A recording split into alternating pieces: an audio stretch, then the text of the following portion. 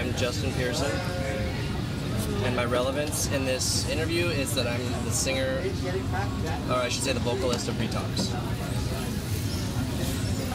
Well, ironically, the reason it started was because of our drummer Gabe Serbian, who is no longer our drummer, our original drummer. Him and I were talking about a project with Headwind City that we did together, and we really wished it could have been more than one EP and one show.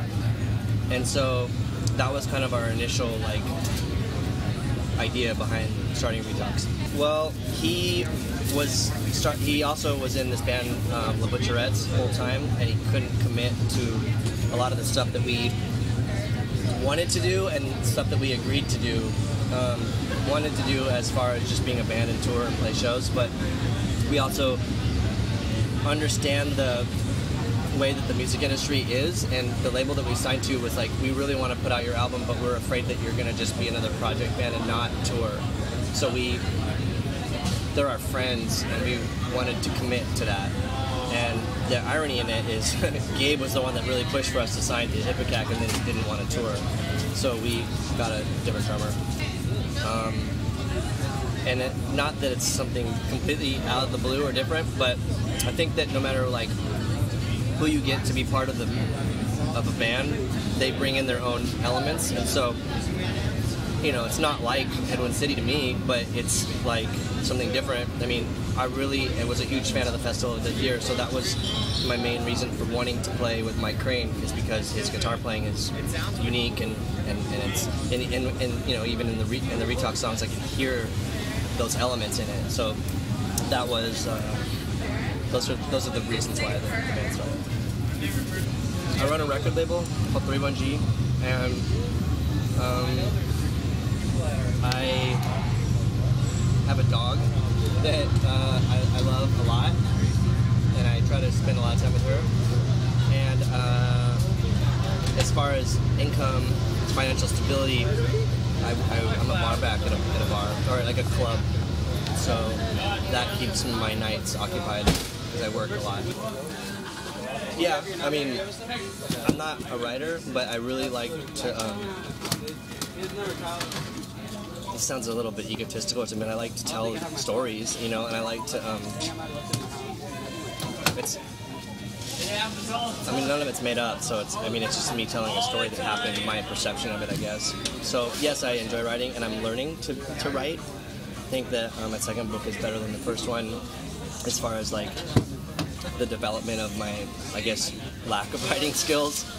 So, yeah, I do enjoy it. I'm about to start working on a third one, which will be more of not specifically about a story of my life or a situation that I was in. It's about 31G actually, and it's about the label.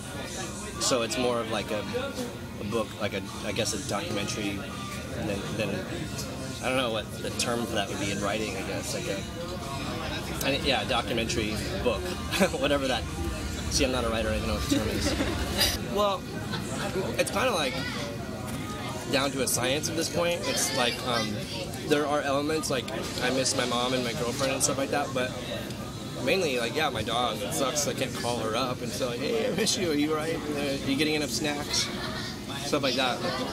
But I do like traveling, and I like performing, and I like seeing friends that I've met over the years and meeting new people, and it is a lot of fun, and it is really rewarding, and at the same time it's challenging, and it's weird because times are changing, and there's ups and downs in the way that it is for bands of our stature or previous bands and stuff. I mean, it has its negative and positive side to it, but at least to me it's I get to live life, and I've done all these things, and they're interesting, and it beats locking down and having a career and 2.5 kids and things like that, and not that that's wrong, but for me, I want to experience the world. I feel like it really is a rewarding thing to do.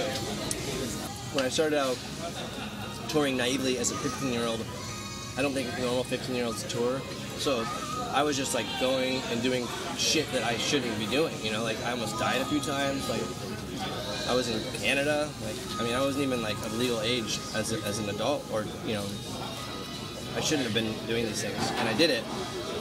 But then, as time went on, and I started learning the ropes, I guess you could say, like the industry kind of like caught on, and like the locust got bigger, and it got easier in a sense because we were playing like bigger venues and getting paid more money, and it was obviously working out to our benefit. But then there was this shift. I think a lot of it had to do with a lot of different factors, and the music industry on a major label side is like seems like it's collapsing, and I think that might be a good thing because it's taking the power back to real art and to artists, and we're having more control, but at the same time it's getting a little bit harder. I mean, it's like we have to kind of rough it again, I guess, you know. It's like it's not as plush as like people think or whatever, you know. Like we make little money and we drive and stay in like really crappy hotels or on people's floors or something, and you know, it's not like glamorous for this kind of music, or this, or I don't say this kind of music, but like our level that we're at, or like our stature as a band. But so there was like a peak at some point, but things are changing, and I feel like, but I don't want to say that it's going down. It's just changing, and I don't know where it's going, because there's awesome new stuff happening, and then there's like, and then it's getting harder in certain elements. So I don't know. It's hard to like just say like, hey, this is the answer. I don't necessarily have a most memorable. There's like so many, and there's so many different ways of like of intensity levels, I suppose. One of the really interesting one is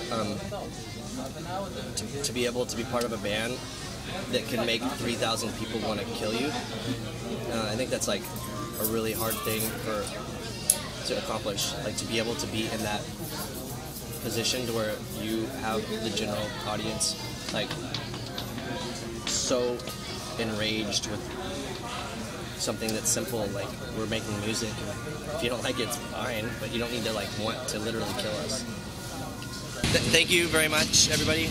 I appreciate your interest, I guess. Thank you.